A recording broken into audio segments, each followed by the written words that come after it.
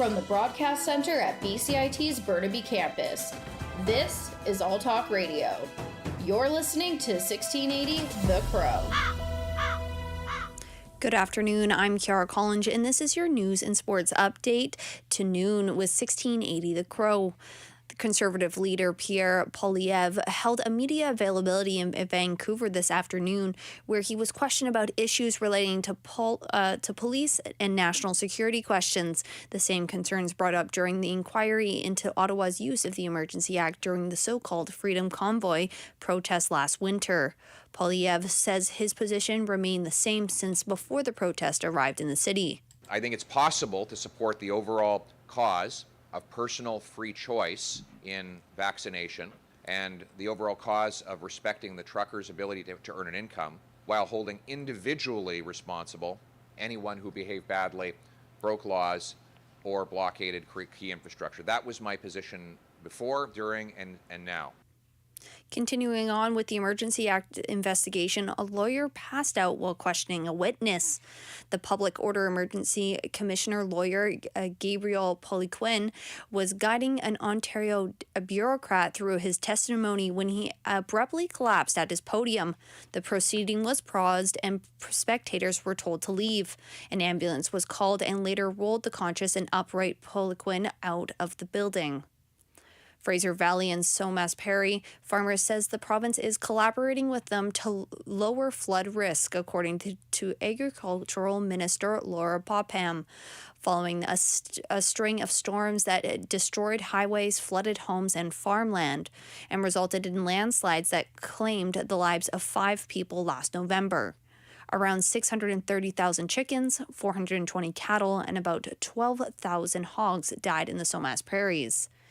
At the height of the flooding, 150 square kilometers of farmland were flooded, and more than 1,000 plus farms were subjected to an evacuation or alert order. According to Popham, the majority of dairy and poultry producers are currently doing their normal business, and mostly of the crops are planted on schedule this year. A new poll released on November 7th shows a majority of BC young adults support changing the province's name to reflect its First Nations heritage. Jasper Chu has more. In a November 7th poll released by Research Co., 50% of British Columbians aged 18 to 34 support changing the province's name to reflect its First Nations heritage. Mario Canseco, president of Research Co., said part of this is due to growing awareness of the issue of truth and reconciliation through the education system. To the way in which education has been happening in the province. And it's only been in the last 10, 15 years when the discussions about residential schools, reconciliation and colonization have been gaining prominence. However, support is not unanimous, as this only constitutes 1/3 of BC's entire population. Overall, 53% oppose a name change, especially those over 55 years of age. This is Jasper Chu for 1680 The Crow. Jasper joins us now to tell us more.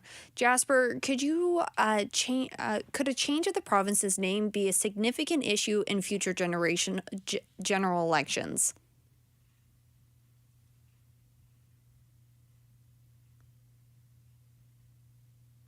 Jasper, are you with us?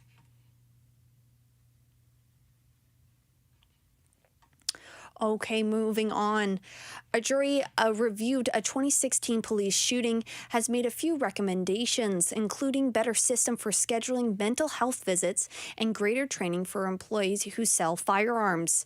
In November of 2016, Daniel Rittool kidnapped a hostage at the East Vancouver Canadian Tire and assaulted a staff member.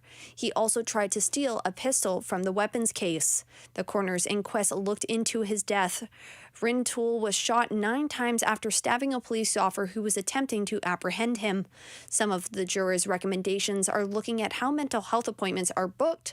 Appointments should be mandatory and set up before a person is discharged from the hospital, and retail staff selling firearms should be given an emergency preparedness training course. Prime Minister Justin Trudeau says his government will work closely with the U.S. no matter the outcome of the midterm elections. The razor-thin margins across America have left control of Congress up in the air. Trudeau was asked about the midterm results at an event in Ottawa. Canadians can know that we will continue to work constructively and productively with the U.S. government, with the administration, regardless of what happens from one election to the next. It's important that we stay focused on the things that matter for Canadians, keeping them safe, making sure we're fighting inflation, making sure we're growing the economy in ways that are good for right now, but also for years to come. We've always worked closely with the Americans, and we will continue to. Republicans have been predicting for weeks that the red wave would carry them to power in Congress, but results so far are much more mixed.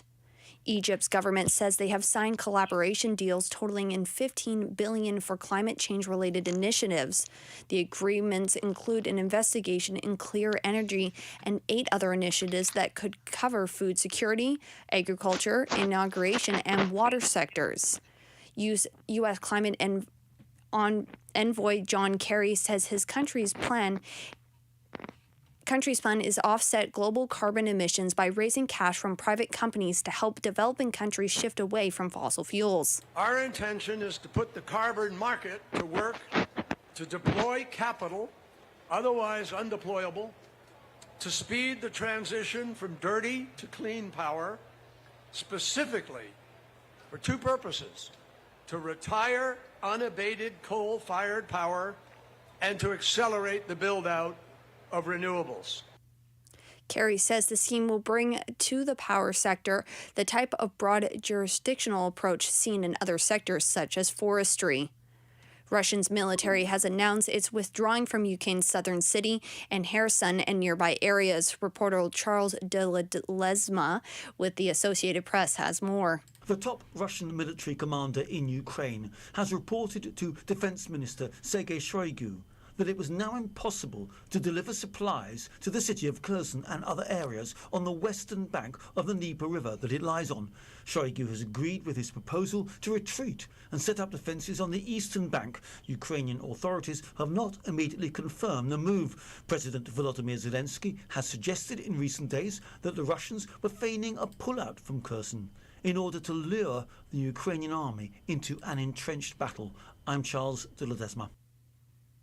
Foreign Affairs Minister Melanie Zoli says Ottawa will train diplomats to become China experts as Canada takes on more of a cautious approach to that country.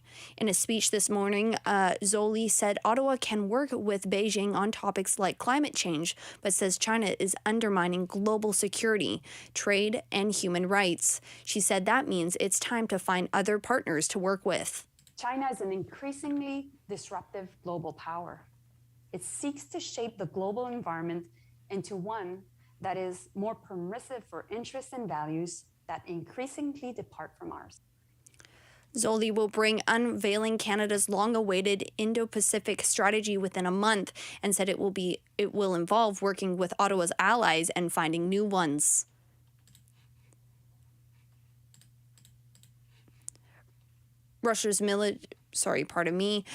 American basketball star Brittany Griner's lawyers says she's been sent to a penal colony in Russia to serve her sentence for drug possession. A Russia court rejected an appeal of her 9-year sentence last month. The 8-time All-Star center with the WNBA's Phoenix Mercury was convicted on August 4th after police found vape cartridges containing cannabis oil in her luggage. ABC Patrick Revelle has more. You know what the conditions are like in most of these camps, and they are pretty grim. Most of them are former gulag camps, and that means that prisoners are kept basically in barracks. It can be often 50 to 60 people living on bunks inside these rooms. It's pretty dirty. There's poor food. The medical provision there is pretty minimal. And also prisoners are usually forced to work. That usually means sewing clothes or manufacturing things in sort of factory-like conditions for 8 to 12 hours a day. Now in sports, the Edmonton Oilers snap a 3-game NHL losing streak Tuesday night with a victory of 3-2 against the host Tampa Bay Lightning. Connor McDavid and Leon Draisaitl a Warren four goals scored for the Oilers. McDavid says it was a solid win. I thought the boys battled hard and just found a way to win. I mean, that's all it was, and it's nice to show we can play a little defense. There's a couple games in a row there where got away on us. The Toronto Raptors will be in action tonight as they host the Houston Rockets. Toronto star Pascal Siakam remains out with the lineup with a thigh injury. The Raptors are coming off a 111-97 defeat to the Chicago Bulls on Monday night. Toronto are looking to improve their current record. I'm Kiara Collins, and that was your news and sports update with 1680 The Crow. Stay tuned for more on BCIT's 1680 The Crow.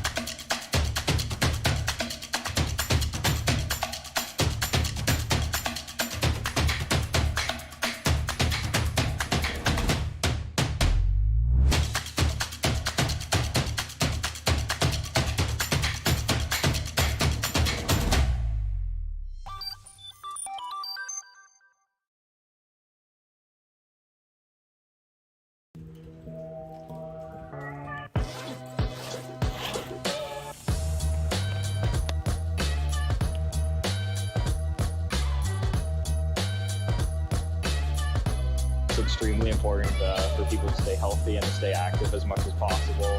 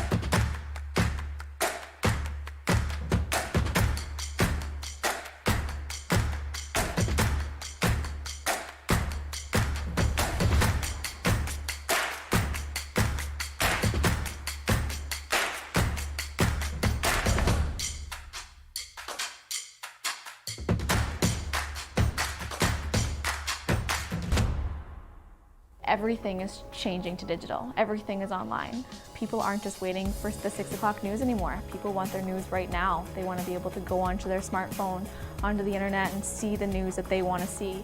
Vancouver is growing at, a really rapid rate, the Lower Mainland even, and with the tools that we're given here, we're able to cover all of that. Welcome to BCIT Magazine. I'm Radhika Sikakane. In the program, they really leave it up to you. I mean, the help is there when you need it, figuring out how to use the programs like Premiere, Audition, and figuring out how to use the cameras. But it's up to you to sort of experiment and figure out what you can do when you go out in the field. They brought candles and flowers to remember the student who lost her life yesterday. Theresa May says the international community condemns Moscow. They really make sure that you know the basics and you are able to put out a quality product. I'm Brady Tretanero. And I'm Radhika Siggi-Kane. Thank you for tuning in to BCIT Magazine.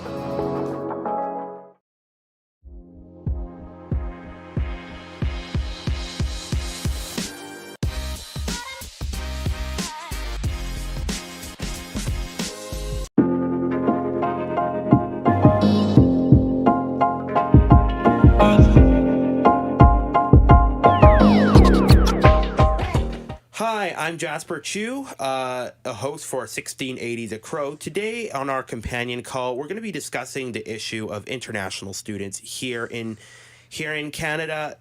As you know, inflation has reached record highs in the past year, especially after COVID-19.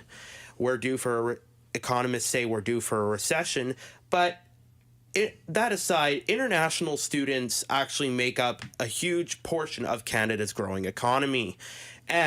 But the challenges they face are incredibly daunting, from socially integrating to finances to holding down a job and balancing it all. I have two individuals with me today who can speak about their experiences they faced as international students coming to Canada. The first is Dwaniel Tucker, a former international student at Farley Dickinson University, who's currently a systems administrator for the Network Music Group, and Zarif Arab, a former international student at Capilano University, who currently works as a trust services officer at Canada Western Trust. You two, welcome on the show. Thank you for having us, Jasper. Thank you. So, the first point I wanted to touch on is most international students see coming to Canada as a stepping stone to permanent residency. What made you guys want to come to Canada, become an international student, and work up to permanent residency? I guess the fact that there was an opportunity to come here, and from this process you can get into a better opportunity even faster compared to what others have to do, like finding a job in their home country. Perhaps the standards are not up to what the standards are in North America, so it feels like it might be a bit more difficult. But basically, it's kind of like that. It's a fast way to get into an economy you already know is good. Also, I think we have to consider that coming from the country that we are coming from, there's a lot of people there, right? So there's a lot of competition to get into positions and get opportunities that you really want to do. So maybe it might be a little bit easier here in Canada, in a way. Like financially, you will have a better lucrative chance than you would have in India, for sure. And you guys were from the state of Gujarat in India. Just briefly describe what were conditions like there in terms of like trying to search for a career, secure post-secondary education, and get like a good job. Like, was it like very competitive? Was the opportunities very little? Just briefly describe. So I would not say that the opportunities were little. There's an abundant amount of opportunities there, especially the career I was looking for, which was in computing. Basically, Gujarat, the city Ahmedabad, has been one of the IT hubs of India, and there's been a lot of companies that have been come up from there or are resident there. But the thing is, the competition there is like a lot. And how the process basically works is basically you get a degree, and then you get a job basically through your college. And I would also like to add, like the state of Gujarat, we considered ourselves as a state of merchants. So there are a lot of people doing businesses there. So that was like always a second option to us. A lot of people that live in Gujarat do have their own businesses. So it was either you get into a good school and get into a good company, or you go for your business that either your family owns or you start one up by yourself. I see. So what's it been like for you guys to prioritize both having a part-time job and then going through secondary education? Because I take that could be a lot actually to balance on your plate, especially. So can you just speak to that? Like what it was like for you guys?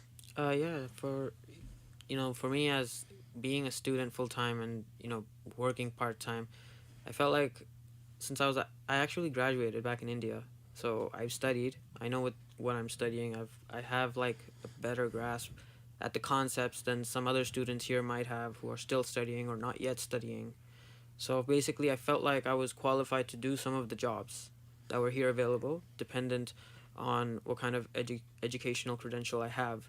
But unfortunately, because of legal restrictions like working part-time, I had to do other kinds of jobs, basically.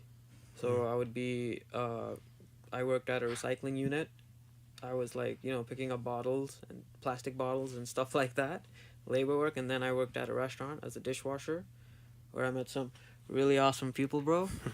But yeah, so basically it was like that. It was just kind of like study when you had to study and work whenever you had time to earn some money. That's it. And what was it like balancing that with schoolwork and then going to classes? Like, did it take a lot of energy out of you? Did you have very little time for yourself? Like, describe, what is it like balancing it day to day?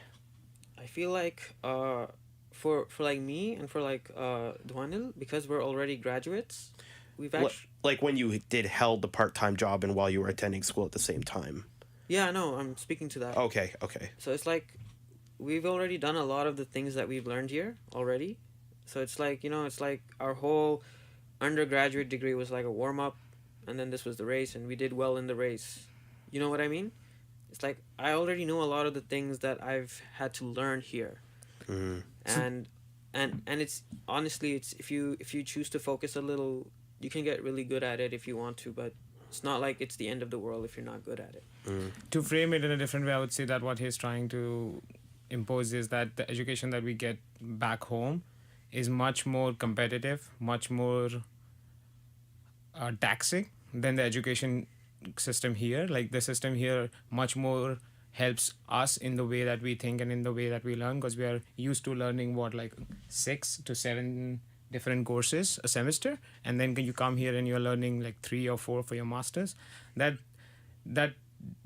also those subjects are deep, that's another thing, but still you have the concepts back from home when you are doing like 6 and 7, so you're already used to doing a lot of schoolwork, and then here the load of school I would say gets lesser and lesser compared to what we had back home. And then you add on to that the part-time jobs that we did. I started working in a restaurant, funny enough, in the food business. And it's a day-to-day, I would say, was more like, I would not consider it for day-to-day, more like a week-to-week was the whole schedule, because you would be like going to school like 4 to 5 days a week, and then you also be working like 4 days a week at least. And it would be like you would be juggling from either you go to class and then you directly go to your work, or you go to work and then do a class, or you do your work in between your classes. Yeah, it was a crazy couple of years, but I think what we get at the end of it, the benefit, the rewards are better or are worth it, I'll say. So what were some personal or financial sacrifices you guys had to make to like pay rent, afford the cost of living, and pay tuition? Like, I know back in 2019, 2018, inflation isn't as high as it is now, but you guys must have had your own story to tell with regards to this issue. Like, what challenges or issues did you face? I think there was a big shock I got when I came to Canada, because there's one thing that a lot of people don't know, that we have the opportunity, as he said, to come here. We are like one of the most privileged people back home, right? It's not like we are coming from somewhere that we don't have enough amenities, basically, right? So when we come here and we try to fit into this new economy, which is much more powerful than ours, then suddenly our standard of living, what we had back home, degrades to a very lower level here. And then that's why I think that's what's like a big shock that you just get, because back home the picture that's printed into your head about going overseas or going to Canada is that you are going to have a much better standard of living. But when you come as a student, initially the first 2 to 3 years, whatever you're studying for, is not a very great quality of life. And I think a lot of it may be due to the working restrictions, because you can't make money here, and if you bring money back from home, that's like the conversion is crazy, and then you're spending a lot more money back home than you're supposed to. For you? Could you repeat the question, please? What kind of like personal or financial sacrifices you had to make to like come to Canada, and what issues or challenges you faced in doing so? I feel like Dhwanil said we're very privileged. I'm very privileged. I had a father who paid for all of it, basically, like a huge portion. Like if I had to work for it back home, I'd probably been working there. I'd have a job, and then I'd kind of be like Yusuf, where I'm already like super qualified to be here and work awesomely. But I didn't do that. Instead, because my father was there, he wanted me to have the easier opportunity, and he let me come here. So that's like one of the things I had to deal with coming here. You guys mentioned the issue with regarding work requirements and sending money back home. How has that how has that impacted you and your families in some ways? So I would say it hasn't. Or how has it impacted your livelihood with the work requirements, work restrictions they currently have on international students? So the 20-hour work restriction, basically when I was back here in 2019, the minimum pay was about $12.50 or something like that, a little bit more than that, I think. And then I would say I was making about $1,100 here living in Vancouver. And that's kind of tough if you think about it, because $1,100 in Vancouver is not a lot. The rents here are crazy. The cost of living is very high. I was sharing an apartment with 4 people. And then you have to let go on occasional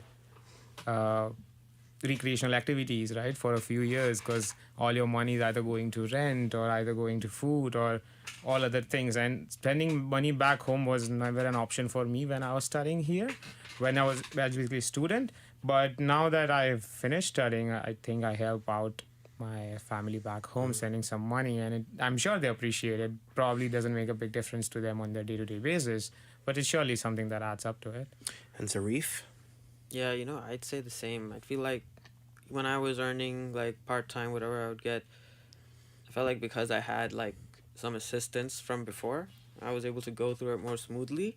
Otherwise, I'd feel like I really wouldn't have saved much, and then it'd take some time just to pay off what I learned, like the cost of studying. And for us, it's like sometimes 3-4 times as high for some reason. So it feels like we're starting with less and we're being charged more. Yeah, Vancouver is actually among the second most expensive city in Canada and one of the most expensive and a top 10 most expensive in North America. You'd basically have to be a millionaire of some kind in order to rent comfortably here.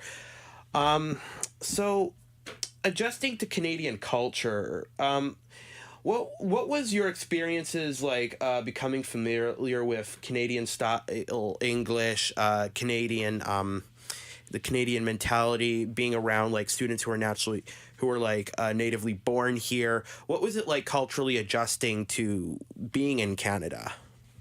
I think for us, it was kind of like we're from very different cultures.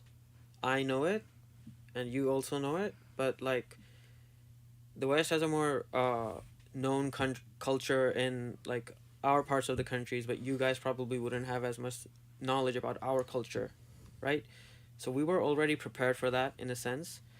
Watching a lot of movies, I think all of us kind of got the accent part down. Yeah, no, seriously. But apart from that, I feel like we're like Indians. We speak like British English to an extent, and that's like the proper English. And we're like probably among the most like populated English speakers on this planet. So like for us, we already have like actually a good level of English knowledge. So with your experiences as with Canadian-born students, has there been like any positive or negative interactions, any major issues you noticed in interacting with Canadian students at all that you feel need to be addressed or need to be highlighted? I would say yes, but not in a bad way. Like, I think Canadians are awesome for what people they are. I think they're very humbling, very warm and accepting. And I have had a few interactions at school. I had some professors that were like Canadian, and they have always been nice to me. And this country, I think, is a country of not Canadians, but you can say a country of immigrants. And I pretty much agree to the idea of letting anyone and everyone come here, have the opportunities, and that's another thing that Yusuf was talking about. What I like about Vancouver is the multicultural society of people that are here, and then we bring something back, something of our own back from our home for everyone to share with, and I think that's beautiful. Beautiful.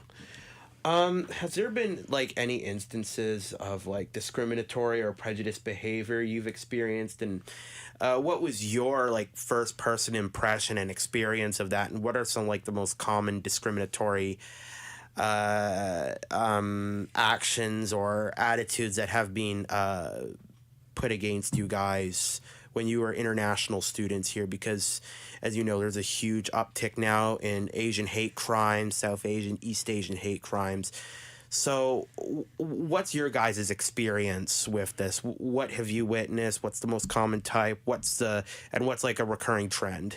I think I would say the most common type that I think I can say this maybe for all international students, everybody maybe at some point does experience some sort of exploitation, because the people that are here for longer, or the people who know how things work and how immigrants are, basically the people who work with immigrants a lot know what kind of framework of their mind is, and they know how it can be used. So we come from a country where everything is very competitive. We like to work hard because we have to, right? There's no option.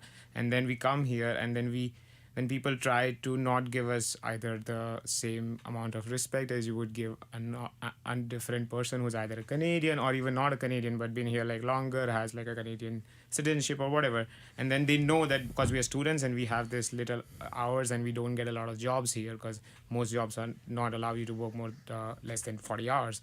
So they know that these are the only few places where you can basically work, and they know you need them. So there is obviously, I think, some kind of exploitation that happens at all levels, and I think I have experienced that a fair bit. Zarif? To be very narcissistic, I feel like I'm too charming to be discriminated against. Honestly, I think I'm like one of the few who don't really get to experience that. Like, some people get it much worse. I've seen it happen with some people. That hasn't happened to me as of yet.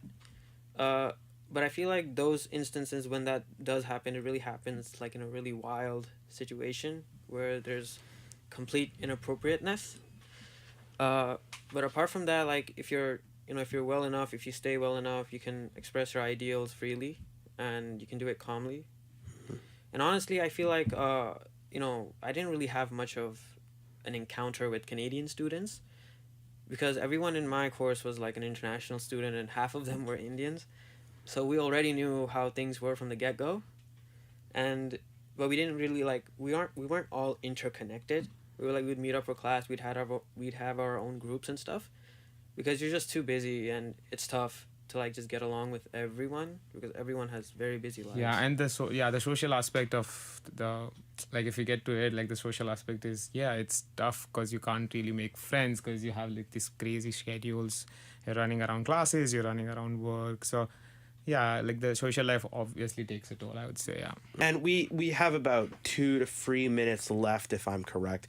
What do you guys think needs to change with regards to how international students are assisted by the provincial and federal governments going forward? Because you guys brought up some pretty good issues: exploitation by employers.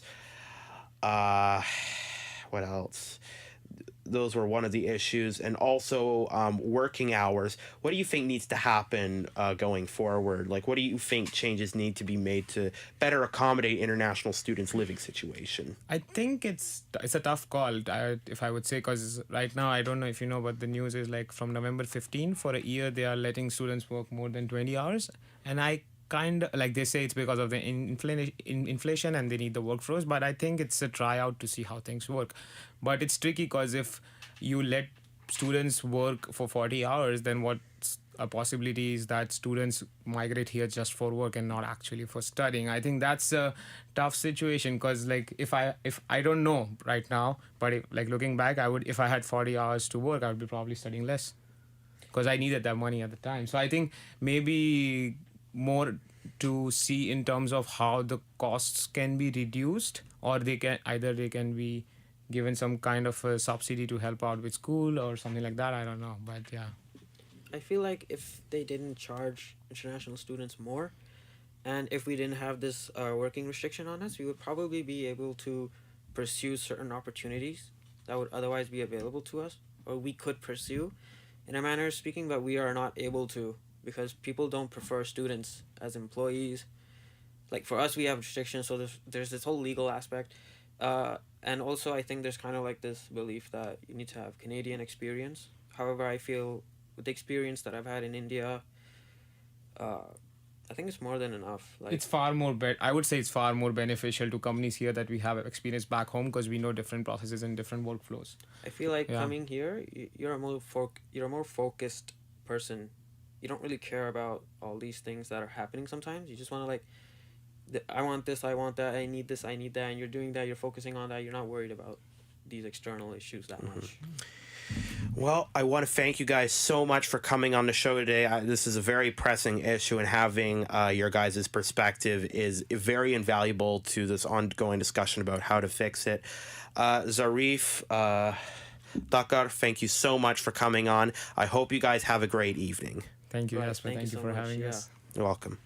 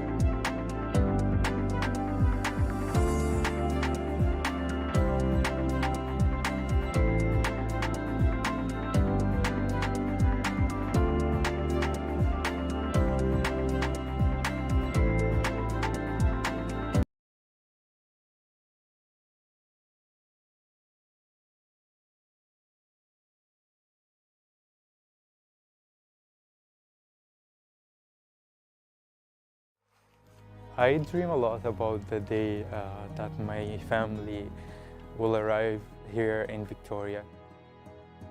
And I just dream about showing them around, about this place that became my home.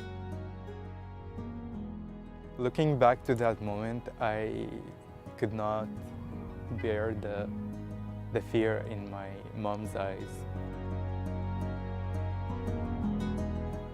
The sponsors are gonna be playing a big part in supporting my family after they arrive to Canada, to give them a sense of home and community.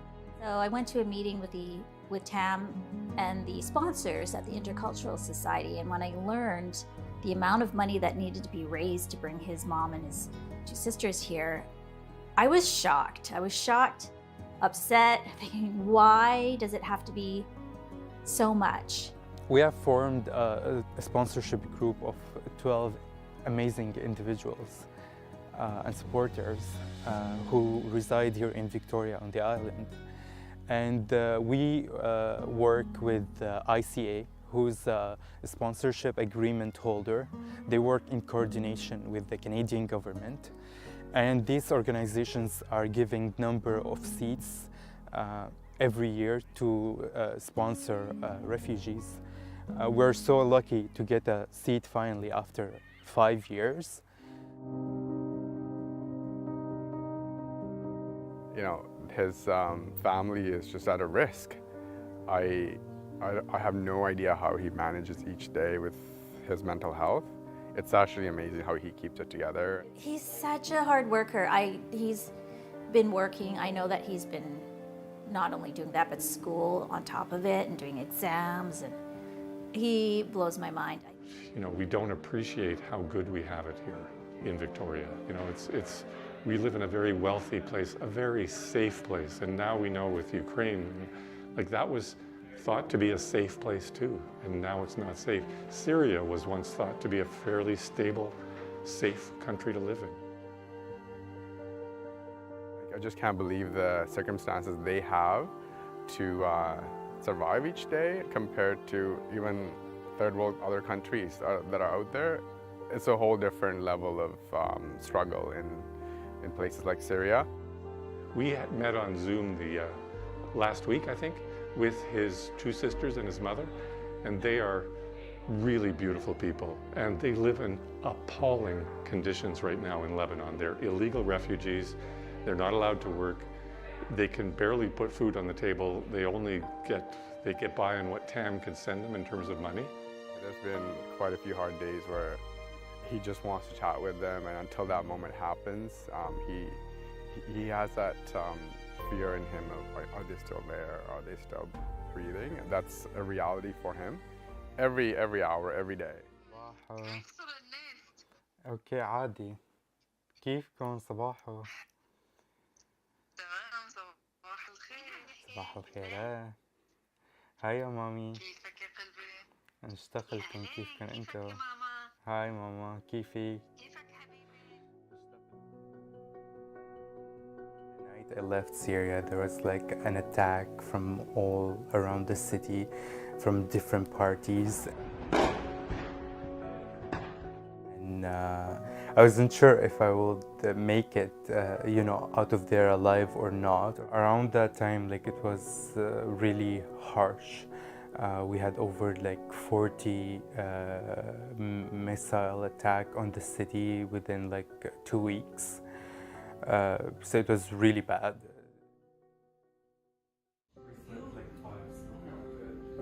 Maybe you nap, just go nap, like a snooze. Like a minute nap, snooze. No, but also like you plan a lot, so I think you should have them. And the mix. My mom taught me how to make Syrian bread. I used to just watch her make it every Friday or Thursday for the weekend. So, what are you worried about? What are you worried about right now? I want to just make sure everything lines up tomorrow morning.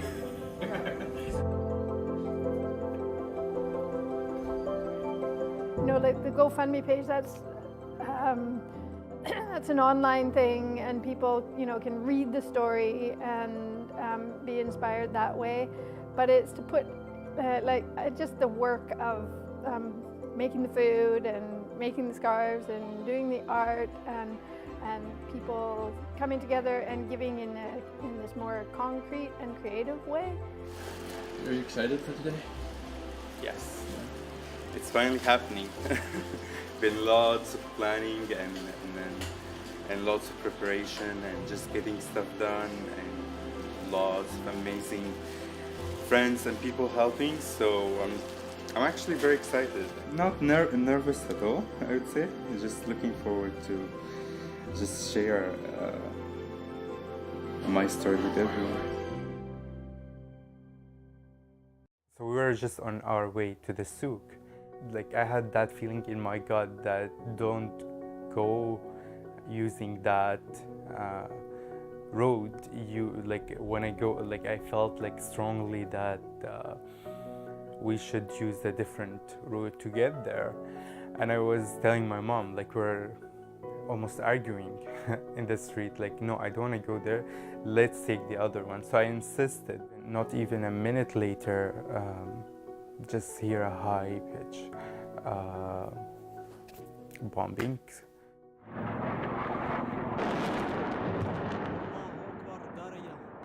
The buildings, the sky, the land felt like everything was shaking and everything was crumbling like a piece of paper. And people were screaming, blood everywhere.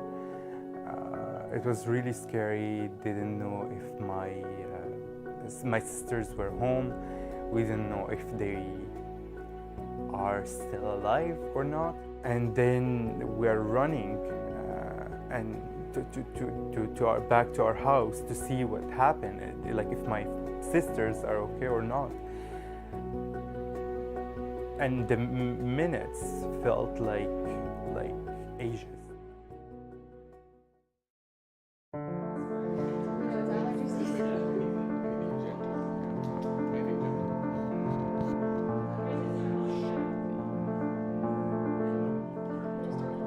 Just lots of mix of emotions, happy. Feels like home actually, with all the people, the love, really good.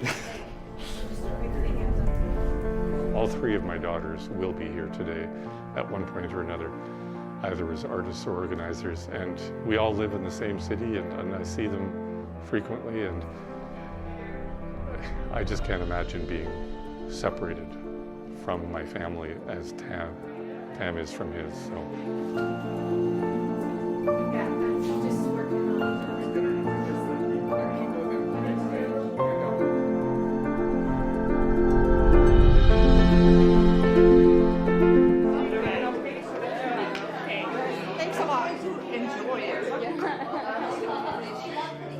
Who's never experienced any of these conflicts. How fortunate I am, and if there's some way I can help, it's nice to do so. I knew it that home was no longer home. Maybe you can introduce you to one of our amazing artists, Hala, from Ukraine. I have 3 pieces that I donated. One called Lights of Hope. I have my whole entire family in Ukraine right now, and we lost 2 family members already, and so and being involved in Tam's fundraising, it takes, when you feel terrible, you need to focus on helping someone else, so your own pain will be less, right? So that's what I'm doing. If I were in her situation and my son was across the world, I would be feeling, I think what she said, really concerned that he has people around him that would help him out. And that's what she said, when we saw it, we talked to her on the video, and she was just so happy to see all the good energy that was around him. شعور انه ام وبناتها وعندها ابن وحيد يعني هو حياتها. يعني هي اللحظة اللي اني انا بدي اكون جنب ابني، هي عم بحلم فيها بشوفها بمنامي يعني. Well, something I really like that my mom wrote me, and it just like always was always and like still stuck in my mind to this day. And she's the first page in this book is my mom. Yeah, and I always, for some reason, whatever my mom's write, I always write myself here, like in Arabic, of course, that I hope my mom lives forever and ever. My loved mom. Like always, like, and I sign it. It's like here. So that's my mom, and then here I did a heart with, yeah.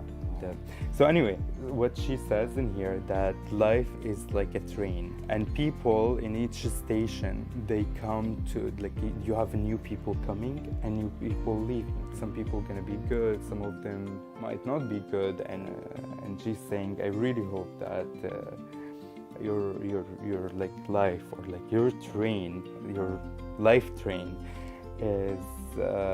is like filled with love and success.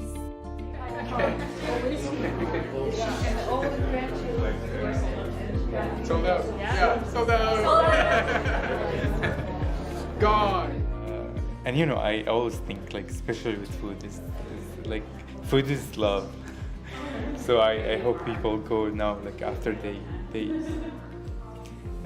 go home, they, you know, get to enjoy a meal made by us. And it was lots of learning, you know, like a good start, more to come. I think we all did amazing teamwork. I booked off 2 of my shifts from the hospital so I can be here. But yeah, we all sacrificed time, but it's worth it. We're trying to do something beautiful and amazing, all in good hope and faith for Tam's mom and 2 sisters. And it'll be incredible once it all falls through and they're here safely. They're awesome. Like, sort of like, they're more inspiring than I even expected. Like, they're so bright and hopeful and laughing and smiling and just really enchanting people. And it made me think, oh my goodness, what is, especially as sisters, what are they going to do when they get here? I think they're going to just really do awesome things and really contribute here. So I look forward to meeting them. We just saw my sisters. They were like, they had minor injuries, but we're like crying, all of us, and we held each other and just like grabbed into them. Like it felt like we've lost them, and then we've got them back. That day I will never forget. Yeah, I will never forget that day.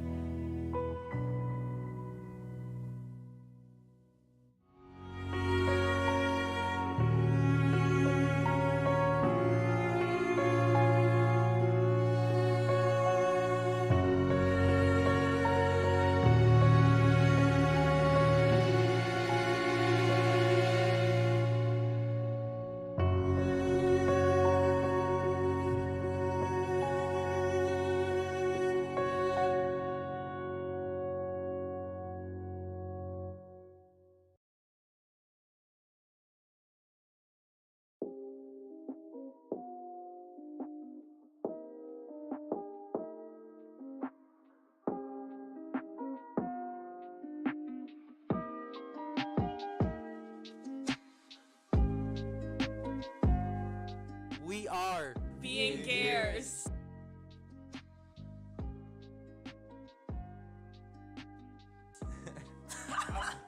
That's cool.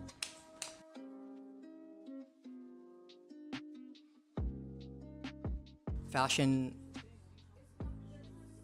is the foundation of being Gears, but I think it's also like one of the greatest factors that will even start discussion about being Gears. What makes this group so special is because like they have their own identity, you know what I mean? Everybody has their own personal styles. they have their own special talents and their own creative endeavors. And I don't know, we're like the Avengers, dog. Yeah, we're. Who's who? I'm like. Black Widow. I'm like Thor because I'm the strongest, and one of my biggest wishes is to work with a bunch of little gears so we can change a big group of gears and even affect the bigger gears out there. All of us are so individually different that we fill gaps in all of us. So I feel like in that aspect, we're flawless. When we're having meetings, some of us are thinking so forward, and then you got other people like just grounding us a little bit. And even in just like the whole dynamic is flawless in that aspect.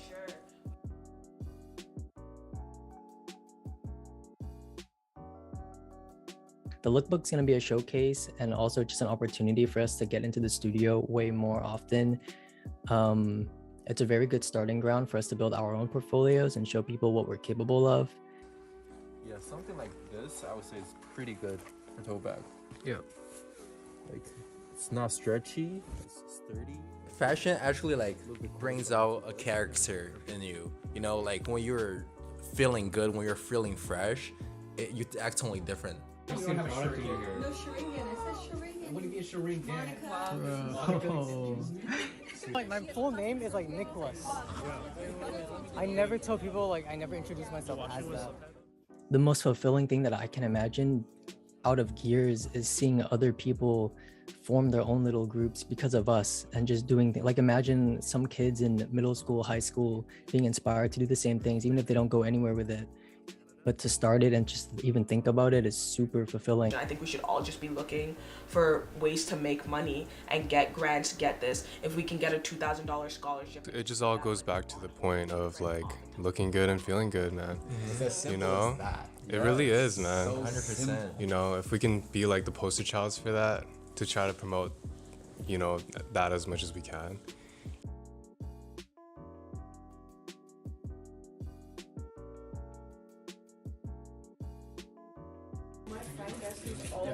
So how are we gonna draw it though? Fashion and music, there's like that culture, the culture aspect of it, it all comes together through music, through art, through clothing.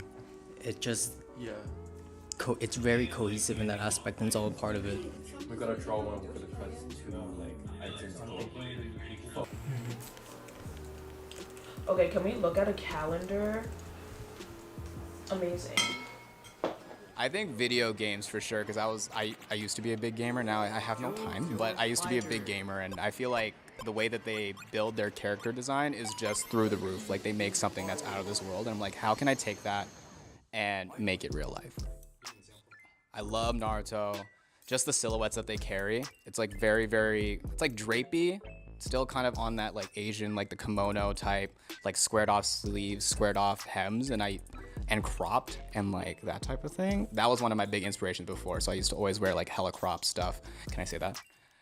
Crop stuff and like crop pants and like oversized sweaters and stuff like that used to be my thing. And yeah, now it's just, I don't know, now it's just anime all over really. And keep it straight so you see it's lined up. Keep it straight so it's lined up. Just from the positiveness, the light, the colors, everything. I think it's great, and that's what continued to inspire me. We out here. In the zoo cougar. You know, this like motto of like looking good and feeling good, I feel like that's something you can live by.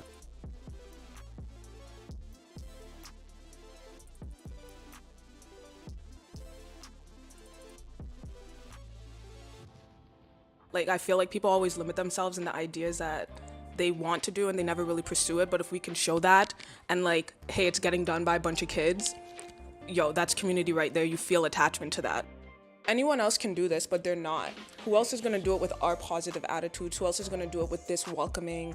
Who else? Who else but us? So I feel like this is always driving me because I'm just like, I wanna be that person that can connect. From the Broadcast Center at BCIT's Burnaby Campus, this is All Talk Radio. You're listening to 1680 The Crow. Good afternoon. This is Jacob New with your 1 p.m. news update on 1680 The Crow. A report commissioned by the Vancouver Police to estimate the cost of the city's social safety net has been released today. Titled Vancouver's Social Safety Net, Rebuilding the Broken, it states that the cost of the net to be $5 billion a year or $14 million a day. The report was commissioned to determine what is being spent on issues affecting the city and what can be improved. There are concerns from advocacy groups about why the VPD commissioned the report, as the general definition of a social safety net does not include law enforcement. A jury has given several recommendations after looking into the 2016 police shooting of Daniel Rintoul. One of them calls for a review on how mental health clinics appointments are scheduled, with the jury suggesting that appointments should be set up before a patient is discharged from a hospital. They also just suggest having emergency preparedness training for staff and having unbreakable cases for firearms in retail spaces. The 38-year-old attacked a worker and took a hostage at the East Vancouver Canadian Tire after trying to steal a gun from a locked case in the store. Rintoul was shot 9 times after stabbing one of the officers trying to arrest him. Passengers traveling out of Horseshoe Bay with BC Ferries experienced a third day of delays and cancellations. The Queen of Surrey is sidelined with issues in its main engine, and the Queen of Oak Bay, which usually services Vancouver to Departure Bay, has been redirected to service Horseshoe Bay to Langdale.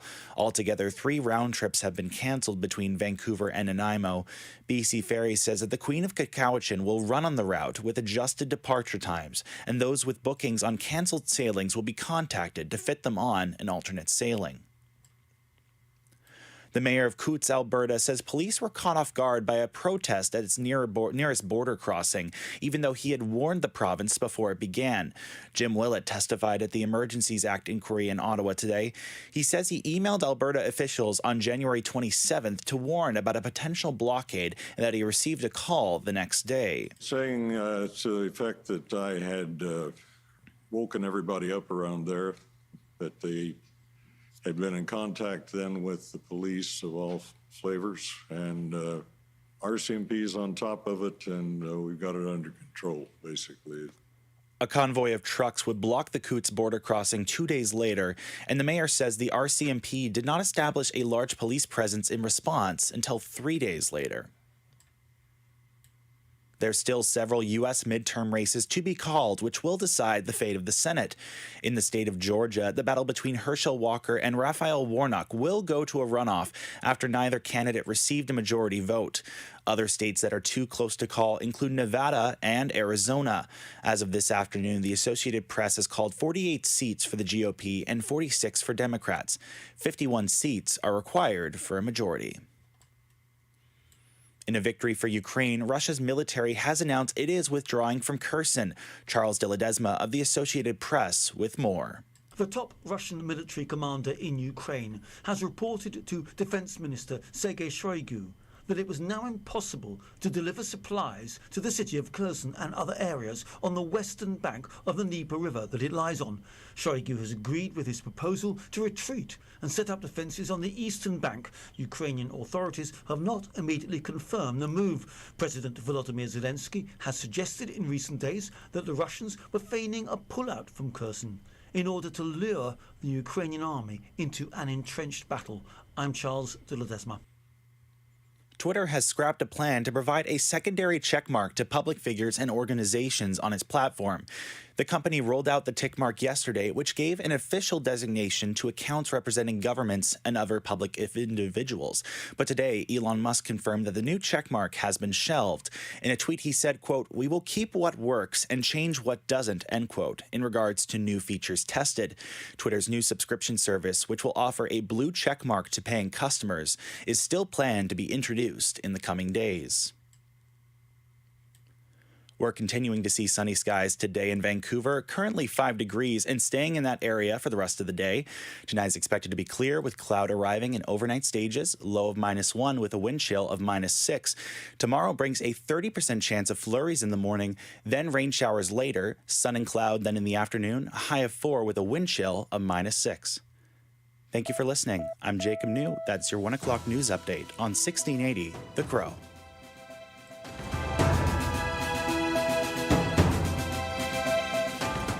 Stay tuned for more on BCIT's 1680 The Crow.